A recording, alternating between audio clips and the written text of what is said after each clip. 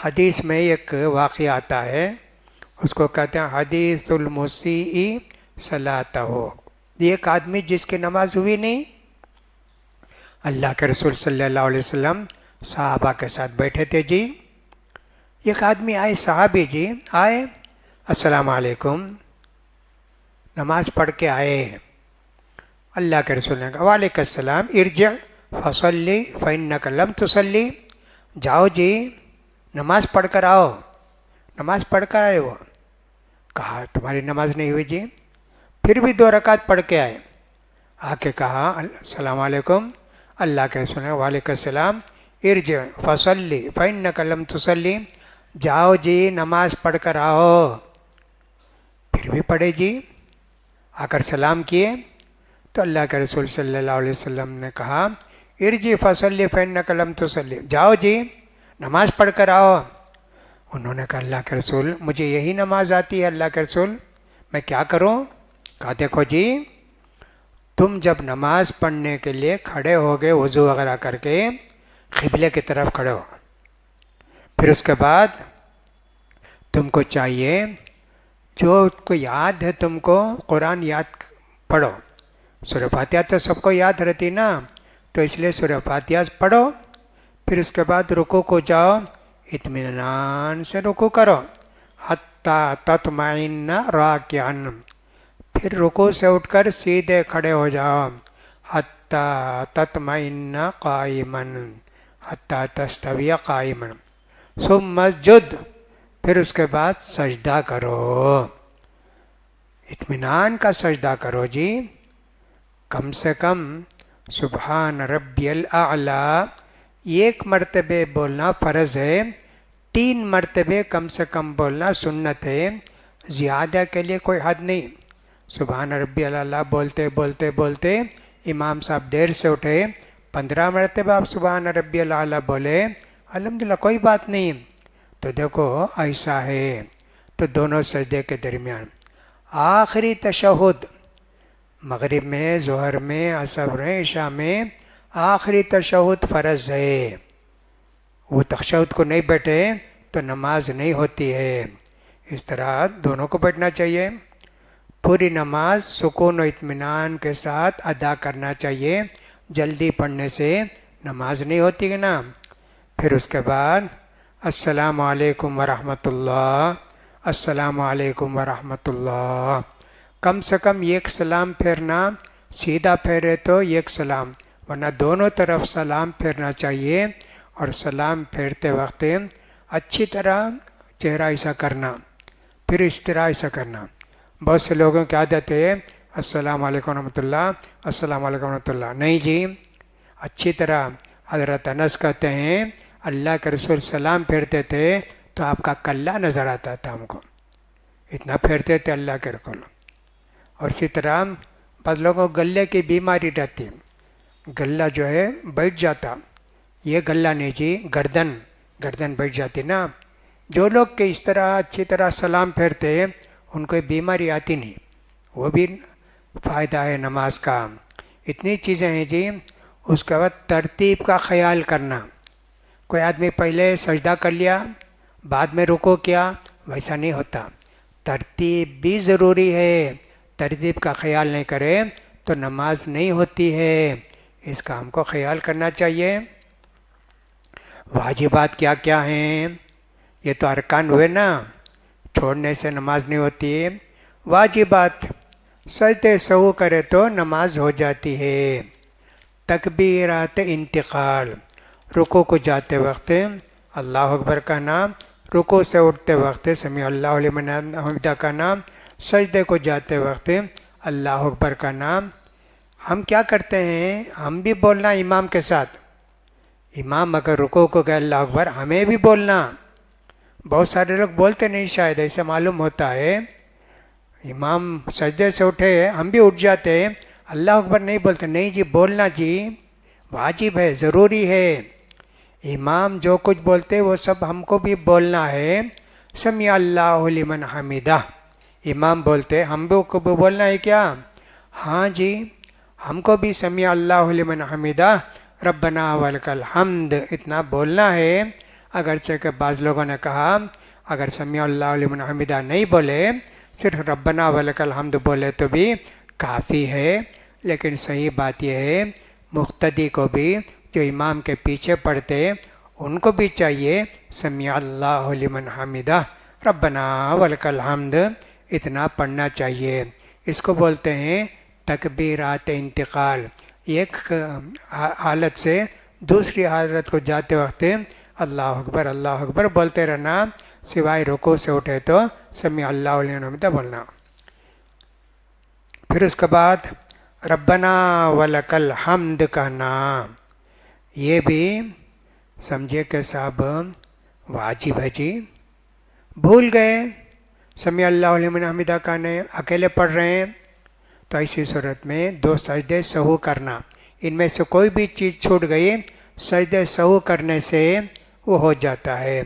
سجدے سہو کا تو کیا، بھول چوک کا سجدہ، وہ کتنے سجدے کرنا، 2 سجدے کرنا، 2 سجدے کرنا، ایک سجدہ نہیں۔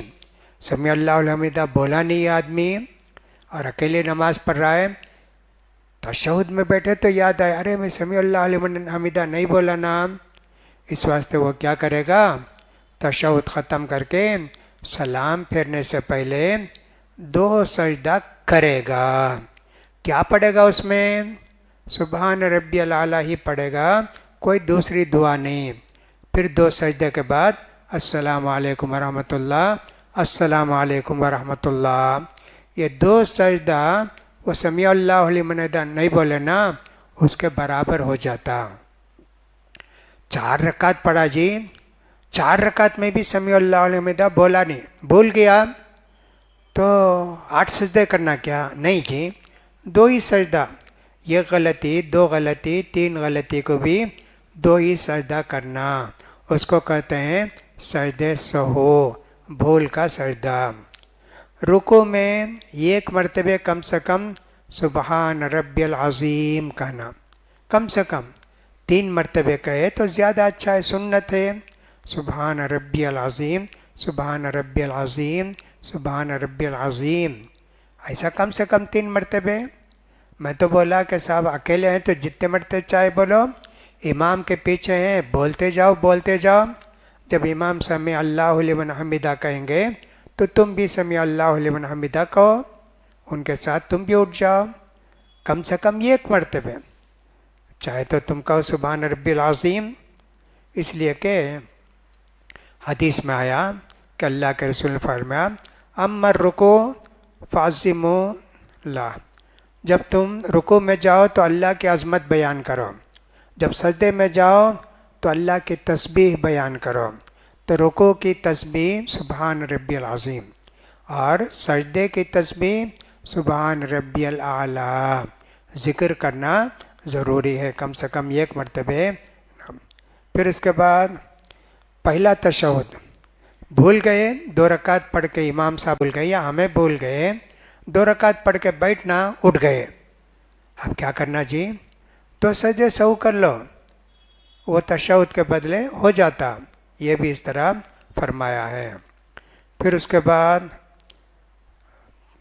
سطر کے مسائل، عورت کے لیے لباس میں نے بتایا سر سے پیر تک ہے، سر کا ڈھانکنا، مرد اگر نہیں ڈھانکا سر تو کوئی بات نہیں، ٹوپی کے بغیر نماز ہو جاتی، اگرچہ کہ امام البانی رحمۃ اللہ علیہ نے کہا ٹوپی ضروری ہے جی، خذوا زینتکم، پورا کمپلیٹ لباس پہن کے نماز پڑھو، لیکن دوسرے علماء کہتے ہیں مرد کے لیے سر ڈھانکنا ضروری نہیں ہے، البتہ عورت سر ڈھانک کے نماز پڑھے گی، وہ اس کے سر کے بال بھی چھپا کر نماز پڑھے گی، سر کھلا کر کے کوئی عورت نماز پڑھتی ہے کھلا رکھ کر تو اس کی نماز نہیں ہوگی۔